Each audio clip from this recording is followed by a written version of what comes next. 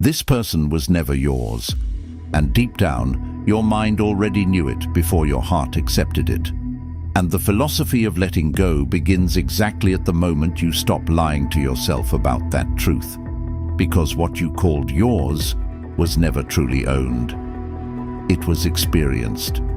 At first, it didn't feel like philosophy. It felt like love, like connection, like something rare you didn't want to lose. You built stories around them without realizing it. You built future timelines in your mind. You built emotional safety around their presence, and slowly, without noticing, you started believing they were part of you. But life doesn't work in possession. People arrive. People stay for a while. People leave, not because they were taken from you, but because they were never meant to belong to you in the first place. And that realization hurts, because it breaks one of the deepest illusions the human mind creates, that love equals ownership. But what if I told you, letting go is not losing someone? It is finally understanding the truth of their existence in your life. Temporary, transformative, but never owned. And once you see this clearly, you stop suffering over what left and start understanding what was always true. That they were never yours.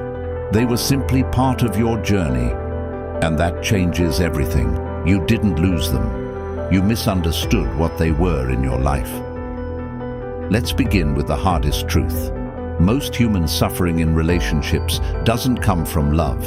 It comes from ownership disguised as love. We say, my person, my love, mine forever. But these are emotional labels, not reality, because no human being can ever truly belong to another. They are not objects. They are not possessions. They are not guarantees. They are independent consciousnesses moving through their own experience of life. But the mind resists this truth because ownership feels safe. It creates stability. It creates predictability. It creates emotional control, and that is why attachment feels so powerful. Buddha taught that suffering arises when we attach permanence to what is naturally impermanent, and relationships are the clearest example of this truth. You don't suffer because they left. You suffer because you believed they were yours to keep. And that belief creates emotional collapse when reality disagrees. But here is the deeper realization. They were never taken from you. They were never yours to begin with. Lesson: letting go begins when you stop confusing love with ownership. It didn't feel like choice. It felt like they were meant to stay. There is a stage in every deep emotional connection where logic quietly disappears and something else takes its place. Fate. You start believing this person was meant to be in your life, that the timing was perfect, that the connection was rare, that losing them would somehow break the natural order of your story. And that belief is powerful, because when something feels like destiny, you stop questioning it, you stop analyzing it, you stop seeing it clearly, you stop noticing the emotional gaps that slowly begin to form. Instead, you interpret everything through meaning. Every coincidence becomes a sign, every moment becomes proof, every emotional high becomes confirmation. But what feels like destiny is often just attachment with intensity, because the human mind has a tendency to romanticize emotional intensity as meant to be.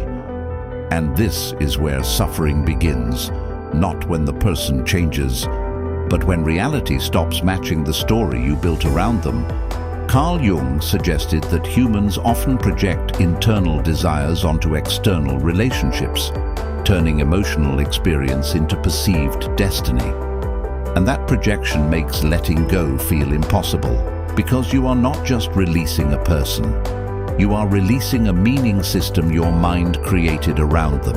And that feels like losing a part of your identity. But here is the truth. Destiny does not hurt when it ends. Only illusion does. Lesson: what feels like fate is often emotional interpretation, not permanent truth. Deep down, your intuition knew the truth.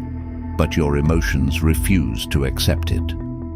There is a painful moment in every letting go journey. It is not when they leave. It is when you finally admit to yourself that something was off long before it ended. Because the truth is, your mind was not completely blind. Your intuition spoke, in small signals, in uncomfortable silences, in moments that didn't feel as safe as you wanted them to feel.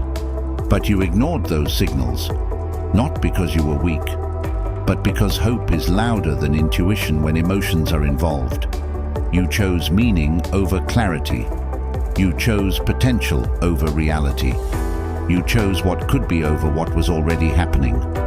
And slowly, your mind learned to normalize emotional imbalance, to accept confusion as love, to accept inconsistency as personality, to accept uncertainty as connection.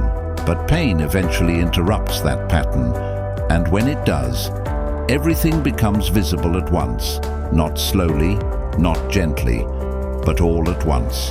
And that clarity hurts more than the relationship itself, because now you see what you couldn't see before, and you ask yourself, how did I not notice this? But the real question is not why you didn't see it. It is why you were emotionally invested in not seeing it. Friedrich Nietzsche believed that suffering often reveals truths we avoid, forcing consciousness to confront what comfort hides. And that is exactly what betrayal or emotional loss does. It removes the filter, and reality becomes unavoidable. Lesson: you were never fully blind.